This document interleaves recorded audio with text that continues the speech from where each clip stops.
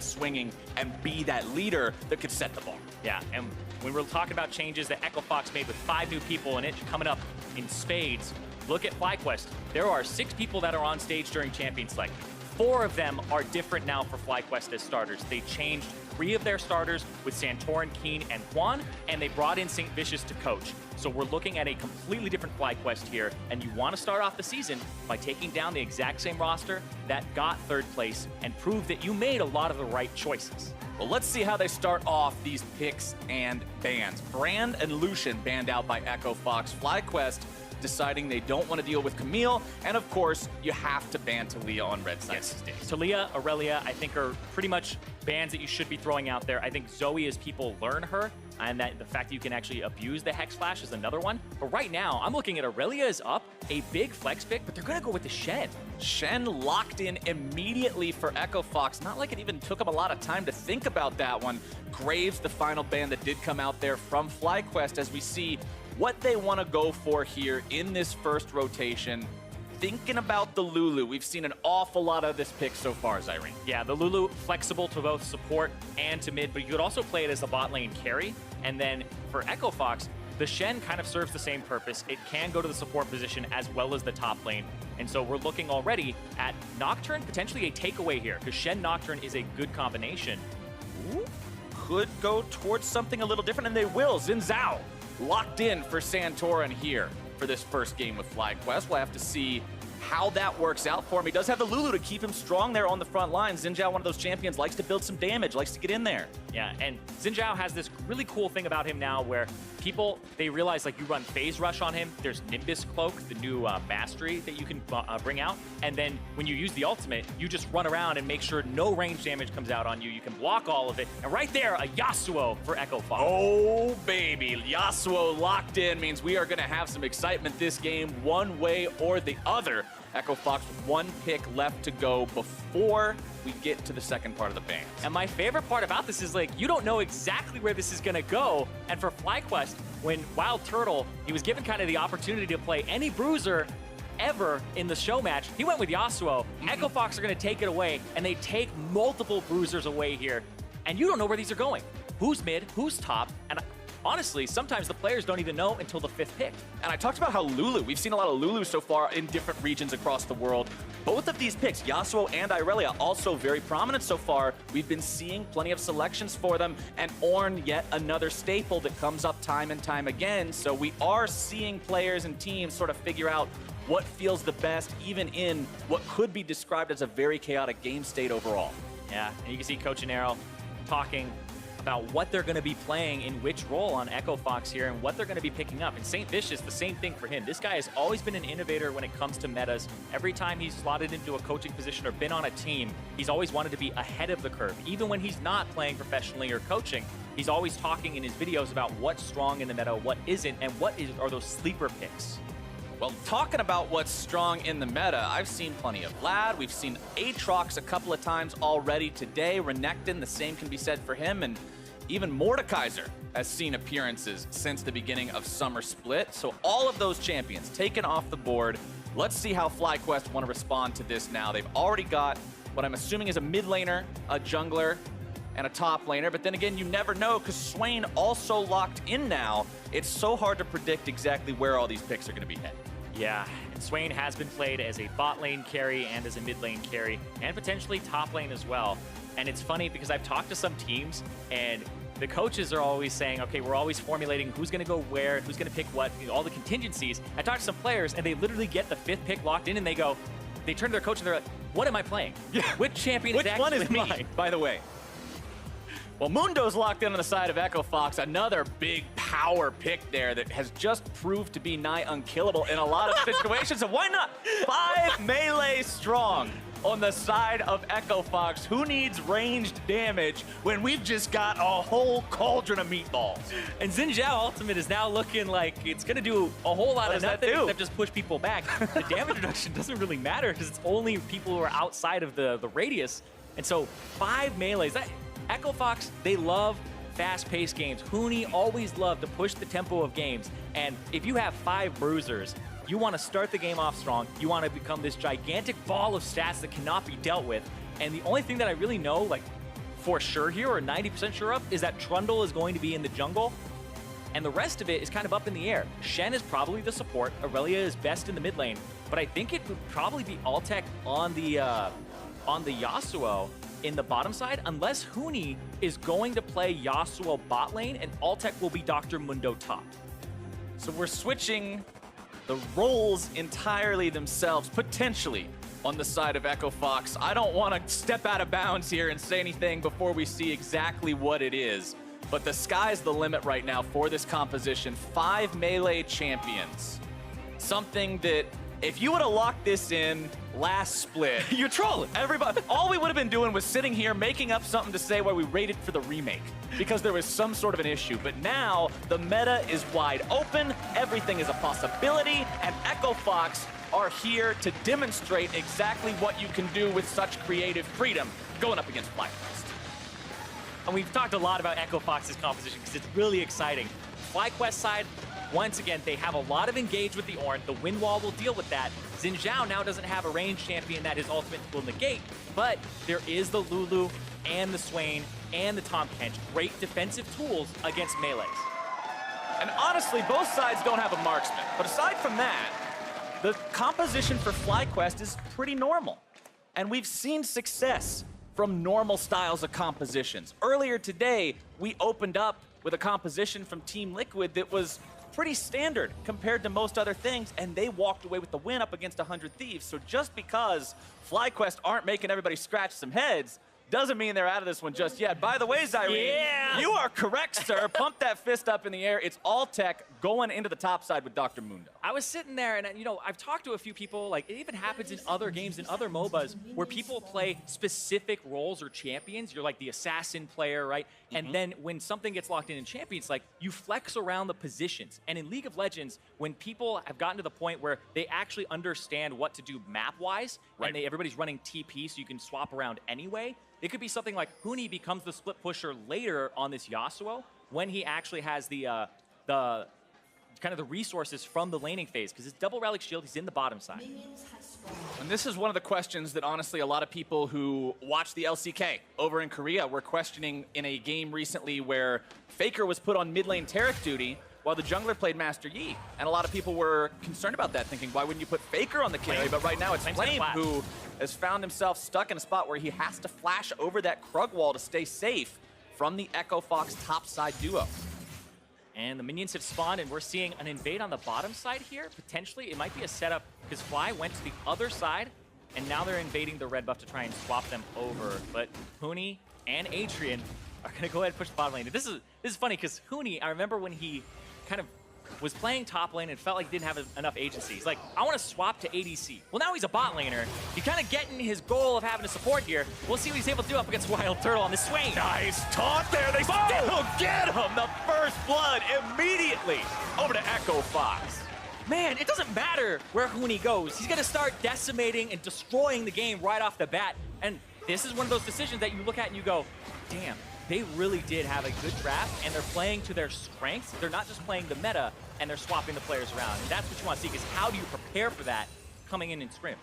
Well, apparently they were not prepared to be able to address that one right here. And now let's take another look at how they set this one up for the side of Fox. Yeah, Huni, they just walk up. You have to go all the way around. They shove the wave. Wild Turtle doesn't want to miss experience. He gets taunted, and then they flash after both of them. The ignite to follow, and the Q.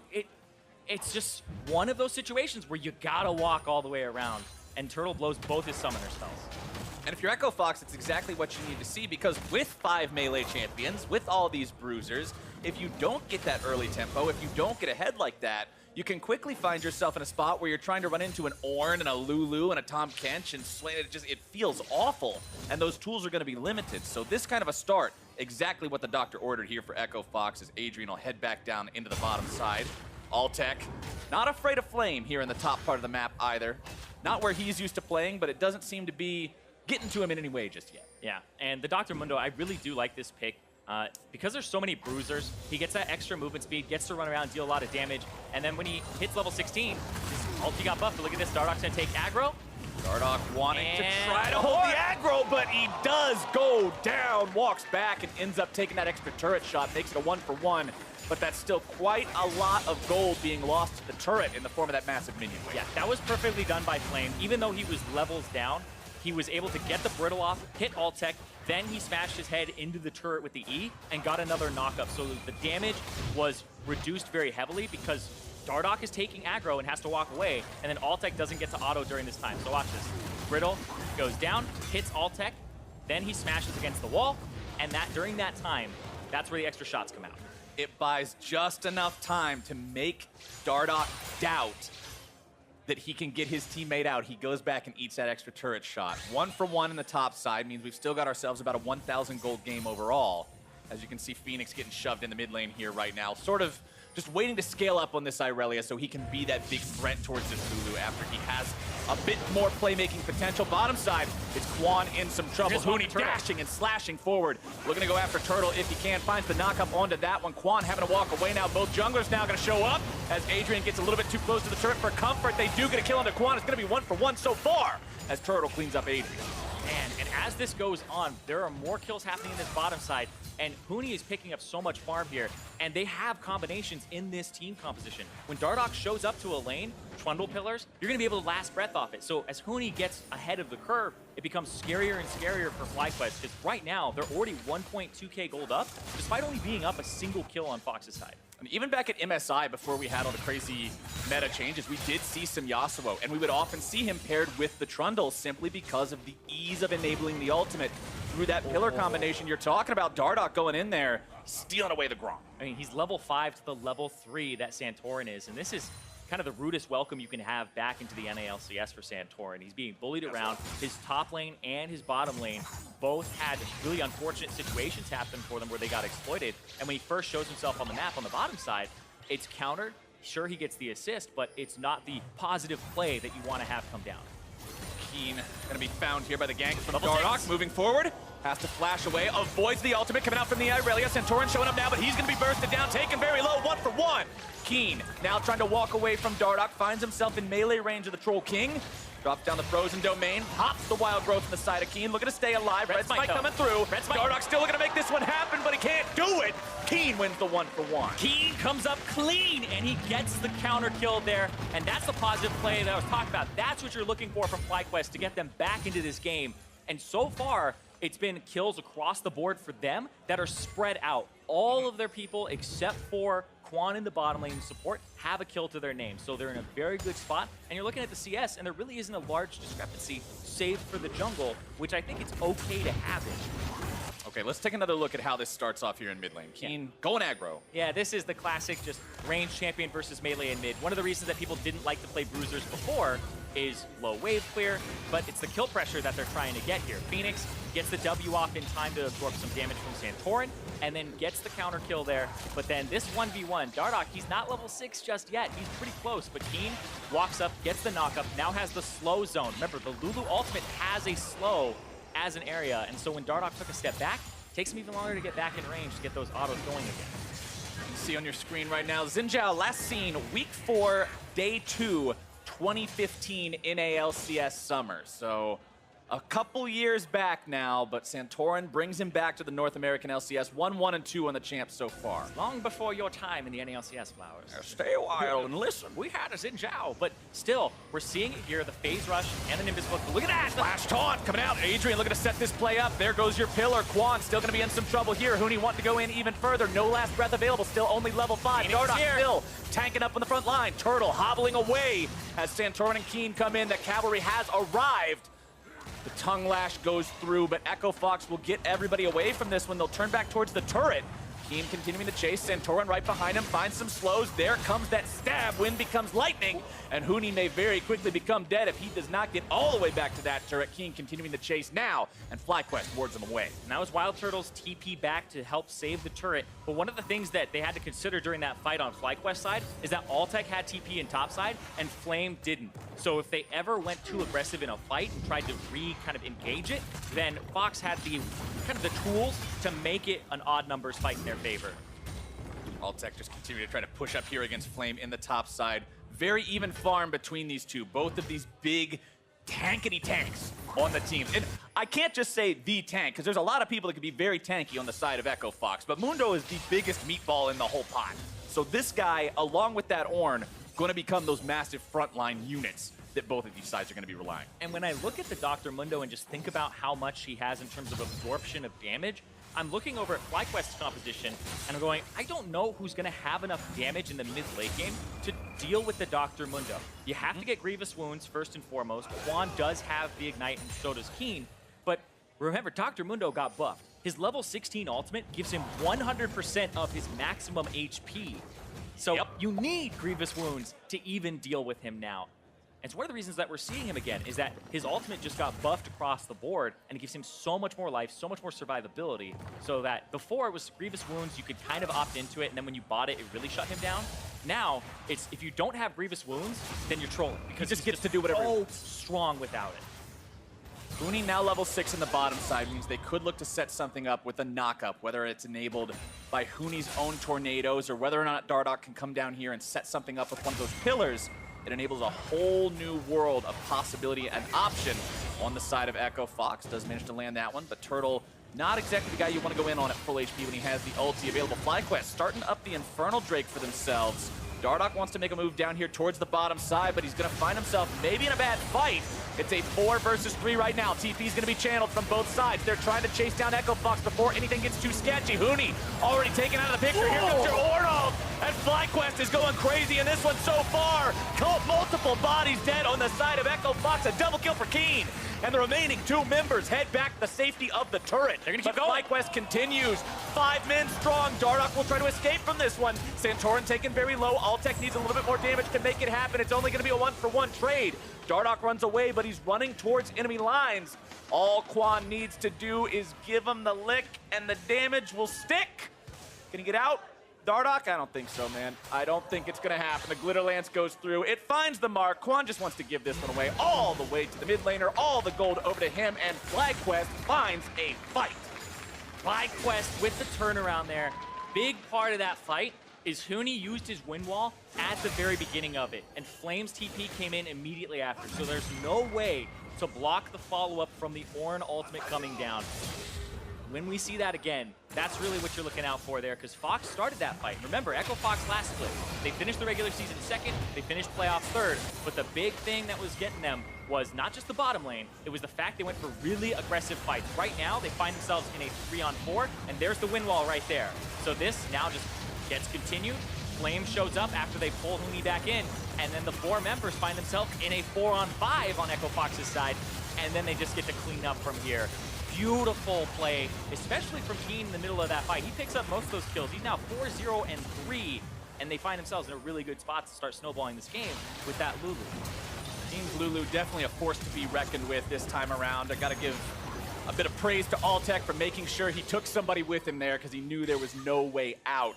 Echo Fox does end up getting late aced over the course of that play, and FlyQuest, despite the fact that it seems like they came away with such a big win there, Zyrene, if you direct your eyes towards the gold count, 19.2 to 19.6 thousand, we're really not in that far apart of a game. They've got a lead, but that could disappear in an instant if Echo Fox's aggro can pay off in the next play they bring. Yeah, and they do have some items coming through, but the Rod of Ages for Wild Turtle completed. Also, I got to direct your eyes over to the Banner of Command in the top lane. That still is in the game in 8-11, and so the Ornn can push out constantly with it. And now we see Keen. He's got 10 stacks on his Dark Seal. I can't remember the last time I saw a 12-minute 10-stack Dark Seal in professional play. It has been a hot minute, especially since you go. Yeah, I mean, should he upgrade it, right? Maybe that's potentially. But he does go for the Luden's Echo here. I think he has to go for Morella Nomicon to apply Grievous Wounds to Mundo later, and Trundle. And it also looks like there's a Blade of the Ruined King coming through for Huni. So he's not going for the Phantom Dancer first. More lane sustain since he's up against a lot of ranged champions. And Blade of the Ruined King did get a bit of a buff. Yeah, there's plenty of reasons to go for Grievous Wounds on the side of FlyQuest this game. Just to deal with some of these mechanics is going to make that a necessity as FlyQuest brings Santorin into the mid lane. They grab the first turret. That's going to put some more gold in the pockets of this squad. Get them up to about a 1,500 lead. Remember, Echo Fox did grab the Infernal Drake as they try to make a play on the bottom side here. Huni not quite going to find the Steel Tempest just yet. Adrian going in, able to find the taunt. Down into Kwon, going to be able to take him very, very low. Stopwatch keeps him alive an extra second. Thick Skin will do the same, but it's not going to be enough. Quan tries to make it a 1-for-1, but he just can't do it, and Huni grabs the kill. Rift Herald is kind of the counterplay here on the opposite side for FlyQuest. I don't think this is something that can actually be contested here. They're going to trade turrets, and you see the gold is even. Fox have the Infernal, but I think this, yeah, this is going to actually make the difference here with the Rift Herald going down for Santorin. Santorin now bringing that one topside, seeing if they can combine that with the power of the banner to maybe get yet another turret to the side of FlyQuest, but Echo Fox has no intention of stopping bottom side either. Huni continuing to push this one up as Turtle makes his way back down to that turret. Altec will defend as long as he can underneath this tier 1. Shelly hurts like crazy when she can get onto that thing before she takes a lot of damage, and Altec is forced to concede the objective. Yeah, especially since the Lulu, since Keen has gone into the river, they don't know exactly where he is, so he has to back up. And that's another turret going over to FlyQuest. So far, they're starting off and saying, this is how you debut a new roster. All right, let's take a look at this Ace or Predator replay, see exactly what's coming out in the bottom lane to set this one up. Yeah, Huni doesn't quite hit the Q there, but the taunt flash from Adrian. Adrian and Huni have played on multiple teams together now. You go back to Immortals, they know how they want to play these engages. So this bottom lane, the synergy is there, and they make that engage happen. And I'm liking it, because there was a lot of criticism thrown Adrian's way, always kind of he's playing the supportive champions, he's not playing the engaged champions, he's more of the disengaged guy. But when you're alongside Huni, who's going to give you that confidence and say, we are going, then I definitely think you're hopping on that train. Oh, you have to at that point. You can't play next to Huni and play just the Enchanter style, hang back, farm it out, because Huni's so aggressive. He's always looking to make some kind of a play. And I think this gives Echo Fox kind of some flexibility in the future, because oh, hold on, Santorin. Oh, Santorin gonna be found out here trying to deal with these guys in a 1 versus 3. It's not gonna happen just yet. He goes down. Huni's gonna be taken very low. Phoenix also looking to fight Keen off to the side. Quan grabbing the kill onto Huni as Adrian looks to escape, but he's escaping into the waiting arms of FlyQuest, who have found themselves a 2-for-1. Now that's 5 kills over for Keen. Keen is doing work this game, and while Turtle is picking up some kills himself, Santorin, they face-checked him. They brought some extra people with Quan using the Abyssal Voyage. Another addition here to the roster in that bottom lane. And so far, it's working out. They're kind of saying, let's keep this pace up. We're looking at a game, 16 minutes, 18 kills. More than a kill per minute. I am enjoying as a play-by-play. New state of the game, my friend. I absolutely love it. And so, yeah, Santorin walks over. They face-check him, knocks Adrian away. Adrian does get the taunt over, though. But then that's enough time for Quan to deliver Wild Turtle, who walks past the wind wall to get the damage off on Huni. And meanwhile, the rest of the team is just sitting in that mid lane, pushing Phoenix away, who blows his flash, too. And if he didn't, he would have died. I mean, you're looking at this guy hopping away with 200 health right there. Definitely not a fight going Echo Fox's way as Turtle just continues to scale up here in the bottom lane, has the Haunting guys, has a stopwatch. Very critically. Always got to keep my eyes on those items because they can catch you off guard so very easily if you're not prepared for that Zhonya's potential. Tornado comes through, still Tempest trying to clear away this massive wave.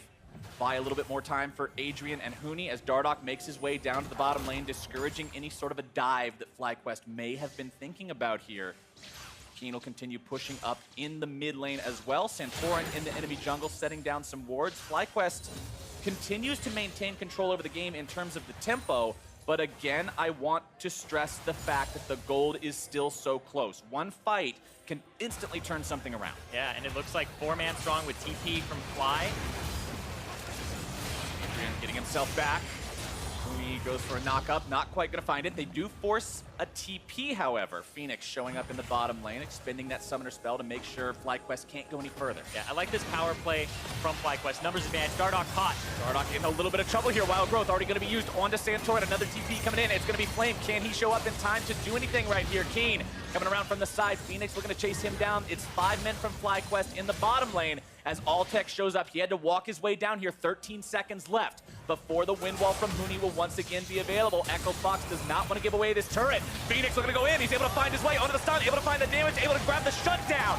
Onto that, Lulu, it's 2 for the side of Echo Fox. As Wild Turtle goes into that demonic ascension, but the only place he's going to ascend to is the spawn platform. Phoenix makes it a 3-for-0. And like you said, Phoenix, he's the one who jumps in. He's the one who gets the initial stun onto Keen. He gets rid of a lot of those Dark Seal stacks and helps the fight start off on the right foot. Because you were talking about Wind Wall was still down, and I don't know if that was communicated to Flame, because he had the Ornn ultimate. He could have blown that as soon as they TP'd through.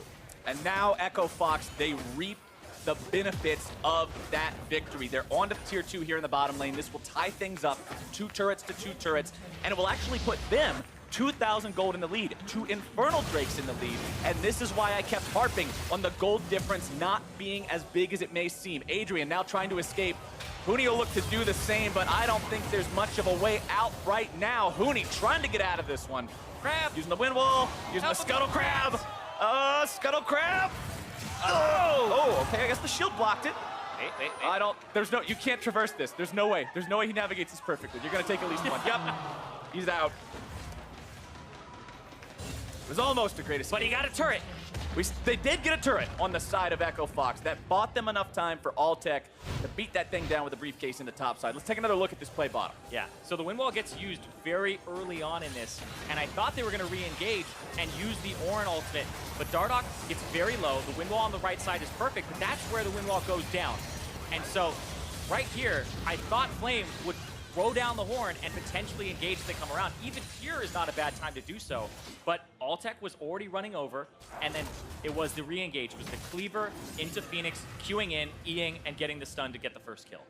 Now Echo Fox sitting on those 2 Infernal Drakes, sitting on the gold advantage that they have. You would think this is the team that's in the driver's seat. This is the team that we expect to see setting down vision, moving forward, looking to set up these plays, when for the last 5, 6, 7 minutes, it's been FlyQuest that have seemed like they've had the tempo advantage. And with Baron now spawning on the map, remember this Baron isn't quite as deadly and ferocious and insane as it had been a few patches ago.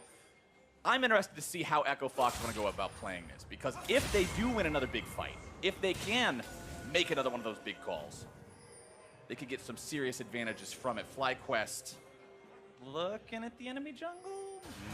They're looking at each other. Apparently both teams really now know they have to focus around that Baron. And like you said, it's kind of how you want to approach this. Is it the Baron baits back and forth to make sure that it's vision control? But both teams, I actually think, have decent engage. You have the Shen taunts, you have Phoenix who can go in and get the stuns, and then you have this as well. Ornn comes through. Knock up onto 2. Dardoch and Adrian might be in a little bit of trouble here. Phoenix into the back line, also going to be pressured now. Turtle going to be sitting on top of multiple people, channeling the Swain ultimate. Kwang goes down first. Phoenix able to find that kill. Turtle sets off the explosion, but can't quite find anyone with it. Does grab Phoenix there at the end of the day. Alltech, though, rampaging into the back lines. Turtle taken low, Flame taken low, FlyQuest taken out, and that is your ace for Echo Fox. Echo Fox, they don't even have to bait the Baron anymore. The team fight falls into their lap off the engage, and Echo Fox are now going to get themselves more than just this 4,000 gold lead. And I want to go back to what we were talking about in Champion Select, talking about how the criticisms towards Echo Fox last split, there were many towards the bottom lane compared to the top half of the map. And we were saying, are these changes going to enable Alltech and Adrian? And Alltech runs crazy in this fight. Yeah, this looks like it's going to be Wild Turtle doing so much damage on this left side. But watch this right side. Keen actually gets soloed by Alltech. Alltech can't get past that pillar from Dardoch. He's stuck there. Flame has to even flash to get to the other side, and Alltech is just cleavering away. He's going where he pleases. He's like, all right, I'm gonna just kill this guy. Kills him, and the Lulu that's fed can't contribute to that fight. And if he does, he's hitting this guy who has magic resistance, and it doesn't matter. Another big win for Echo Fox. A 7,000 gold game now. Baron up on pretty much everyone, I believe, except for Phoenix. He was the only one who fell in that fight, so the Aurelia will not be able to channel that. Banner of Command also purchased now for Alltech, so the possibility of the bannered up Baron minion just destroying everything in its way is very real. FlyQuest has a very tough task, Zyrene, of somehow finding a way to stop it. Yeah, stopping this, no minion dematerializers. Also, Flame's ultimate just came off cooldown, but if you want to have that hard engage, you're engaging into a bad fight against a team that's all melee, and if you want to reach it, you're going to take a lot of damage here, but that minion is going to help this all melee team close the game out. See what they can do here. Remember, the wind wall still available for Huni. If they hear that Ornn horn go off, they can still deploy the wind wall and stop it in its tracks. One more shot from that minion will take the turret down. And now you're face to face with this ball of stats team running at you. Nothing to stop them. Wild Turtle gonna be in some trouble. Gobbled up by Quan, looking to keep him safe. Alltech on the front line, but Mundo is just so hard to kill. They pour the damage into him, but it still won't do the job. Phoenix in the back line finds Santorin. Flame's gonna be targeted next. The health bars can't survive, and FlyQuest is out of there. Echo Fox pushed the Nexus turrets. They'll push for the Nexus. And in 23 minutes, they'll show why this team is still such a strong contender. And they don't want to just be contenders. They are saying hashtag it's our time. And that was a fast time indeed. You were talking about 18 kills at 15 minutes or something along those lines, and Nexus in 23 is exactly how you would expect a game like that to end. I just took a look at the damage charts, and Hooney putting in a lot of work on this Yasuo this game. And it's funny too, because his Blade of the Ruined King build went into Phantom Dancer, went into Spectre's Cowl Kindle Gem, so he was getting a Spirit Visage next. Only really like one of those core crit items that you would typically see on a Yasuo. No Infinity Edge, goes tanky, and he still was able to dish out all that damage because he survived for so long in these fights. And every single fight, he was never afraid to go in. He was always getting back in there, always trying to look to set things up. And I just want to see making sure that they've got themselves in a spot where they know which resources are available and which aren't. Because when things looked sketchy for this team, it was, remember when the wind wall was used early, like you pointed out in the bottom side. As long as they can clear up those communications and make it so everything's in the right spot there, this team could, again, look like a force to be reckoned with. Yeah, absolutely. They start clearing that up because they were in a good spot after some of those skirmishes. But I'm really excited about Echo Fox on the flip side here because every time that Hooney's on a team, except for, I guess, SKT, because that's Faker's team, right? Not Hooney's team. Whenever Hooney's on a team, it's almost like it's Hooney's team. Yep. And everybody's got to support him. And that makes it so that the map becomes very lopsided, where the jungle learns how to gank the top lane over and over and over again. But now if you're swapping him roles, putting him bottom in different lanes, you can actually change the whole dynamic and throw off. If you're preparing for Echo Fox, you're going, okay, we're going to know how to play against top lane. Maybe we're going to counter pick top. We're going to set that up. And then they throw Alltech up there on Dr. Mundo. Your entire practice is just thrown out the window because Hooney is now the biggest threat in the bottom lane or even potentially mid. The guy knows how to play multiple roles. And I want to also, again, praise Alltech for the fact that on this Mundo, he did his job. He wasn't just sitting there saying, okay, I'm just trying to go to play Mundo and I'll try not to die.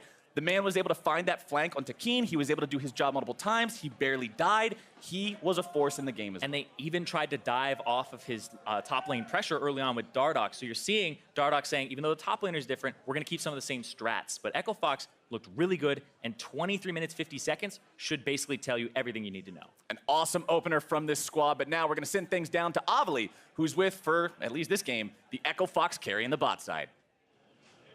Thanks, guys. Hooney, congratulations on that victory and breaking out Yasuo into the bot lane. What was it like having a lane partner, and how do you prepare for those role swaps? Yeah, I mean, it's like not normal. Not like used to be. There was no rule swap, right? And we just decided there was a lot of people that doing like Irelia bottom or Yasuo bottom, and I feel like I'm not only who that like actually can play really good at the board, and also my just Yasuo and Irelia is like always been clean like more than 3 years, right? So that's why I pick it up. Are there possibilities of us seeing you around the other parts of the map? I mean, yeah, why not? You guys will see this summer. I'm excited for that. Great. Well, this game really looked like both teams were playing on the new patch. We had like a really diverse cast of champions. What encouraged Fox to bring out all these new strategies today? I mean, while we practice, we always had like trying to be like be on ahead of meta. So that's why like I think we just like try a lot of stuff, and then it actually feels like we work a lot. And also, Alltech used to play a lot top, right? So he played Mundo really clean, and he was like at the practice that he was like solo killing enemy, like something like that stuff. And then there was like more crazy stuff, but that I cannot say it on the stage. So just you guys gotta watch the Echo Fox game and then LCS. So speaking to the meta, a lot of pros have had really strong opinions on whether they think it's a good meta or a bad meta. What do you think? I mean, it's my meta. It's your meta. I'm excited to see what else you have for us. Thank you so much for the interview. Congratulations. And for everyone else, let's hear back from the analyst desk. Thank you very much, Avali. You heard it from the man himself. It's his meta. But again, to me, it was just so fun to watch this game when we're talking about at the beginning of the day, what's more important, the player on the champion or the player in the lane that they are most comfortable in? Huni answers the question. It's the player on the champion, regardless of the lane. And it was one of those things, like in draft, when we saw Altec with the Mundo, it was just like, oh, Mundo bottom doesn't really make sense. Like the matchups are much better if he's top. And then we're like, he's probably going top. Probably going top, exactly. And so that's exactly what happens. And so I kind of want to dive into this because there's a lot of conversation around how both teams and coaches should be drafting for their squads. And I think that Echo Fox, to some degree, intelligently drafted this time around, knowing their players' strengths. Right, and I also want to say, looking at these two compositions, if we're looking at them 2 or 3 months ago, both compositions have fatal flaws. So Echo Fox is running 5 melee champions into a Swain, into a Lulu, into an Ornn. These things that can excel in AoE when you were grouped up. However, you look at the other side of the matchup, and we have FlyQuest with no consistent physical damage and lacking consistent magic damage against a Mundo and a Trundle, who are 2 super tanks, also something you would have as a fatal flaw. So in this case, it was actually a matter of scaling. Once you become unkillable, you're still able to win, even though you're running 5 melees into a Swain. So it's just that next level of thinking, I think, is so difficult to do. Because when I first saw 5 melees, my first reaction was, well, that was dumb. But eventually it ended up outscaling and working. And I still think it comes down heavily to execution, though. I mean, running through level 1, dying, we think, okay, this is horrible for their bot lane, but then these skirmishes continue to break out on the bot side, and you see this temporary advantage before that scaling advantage came in for the Echo Fox comp. That was actually a pretty good game for FlyQuest, but they just are not as good of a team as Echo Fox. They spend all this time chasing this kill with an Infernal Dragon up and a bot turret to take. A horrible waste of their own time, and they don't actually snowball their advantage, so even though it's even gold state at this point, that scaling advantage Jat was talking about, that fatal flaw starts to overtake the other one. Yeah, absolutely. I mean, yeah, we saw in that level 6, level 7 fight kind of the idea that without getting the point of magic resistance, it was very easy for Wild Turtle to kind of mow everyone down from an AoE standpoint. But as soon as those first couple magic resist items come in for the side of Echo Fox, and you're incapable of killing that Yasuo, he runs right through the team fight. And so in this role swap, the top of the day, I asked you two, which were the 2 players that you were most interested seeing play, with the current craziness running around the pro scene. We had Wild Turtle on one side, we had Huni on the other, and then lo and behold, they end up in the same lane against each other. Huni comes out on top this time around, once again, calling out that it is his meta, so I would expect him to play to some degree of mastery. But overall, how is our feeling about the way that Huni played in the bot lane and the fact that kind of relegates Altec to the top lane of all things? Huni, assuming we don't see drastic changes to pull us out of what we're seeing, will play 4 different roles in the LCS this split, as far as like where he's positioned on the map. He could be a super jungler, like a Graves or a Yi. He could play any of the stuff mid that also gets more farm, because when you look at that team, like, who are you going to give your farm to? It's going to be Huni, and you can Dardoch can play carry jungler. If you tell me he can't play Tereki, that's going to be a fun discussion. Like, if you need Dardoch and Huni, and one of them has to give all the farm to the other, I just don't know what Dardoch's going to do. Like if you put him in the jungle for Huni, where's Dardoch going? He goes top and plays Trundle.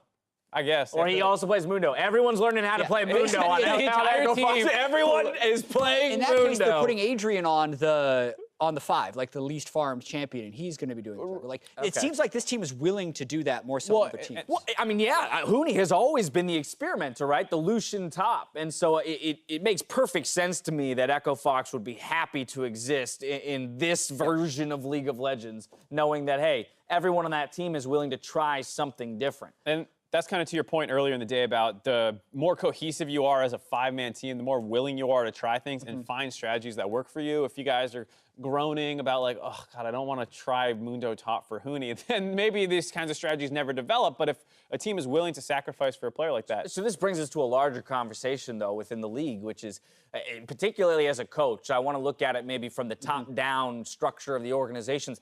How do I attack practice? How do I attack building strategies for a professional scene in which I have a player like Doublelift who is incredibly good at marksman, 80 carries, right? But do I tell him that he's got to spend the next 3 months learning how to play Vladimir, or do I just move him? Well, so for me, this is actually a really weird position for a coach to be in because, you know, we kind of talked about, oh, it's a lot about coaches, and I think Tony even tweeted out coach difference this split and things like that. But I actually think this is a time where coaches aren't as influential because you are relying so much more on player input than you probably ever had to that point. So, you know, the fact that you probably can't just decide who does what, like, oh, you need to play these many games on this champion. It's like, can that player even learn that? And that's something that I feel like the coach, their job much more is to make sure the practice environment is as good as it can be, less so than being the teacher that they sometimes are expected to be.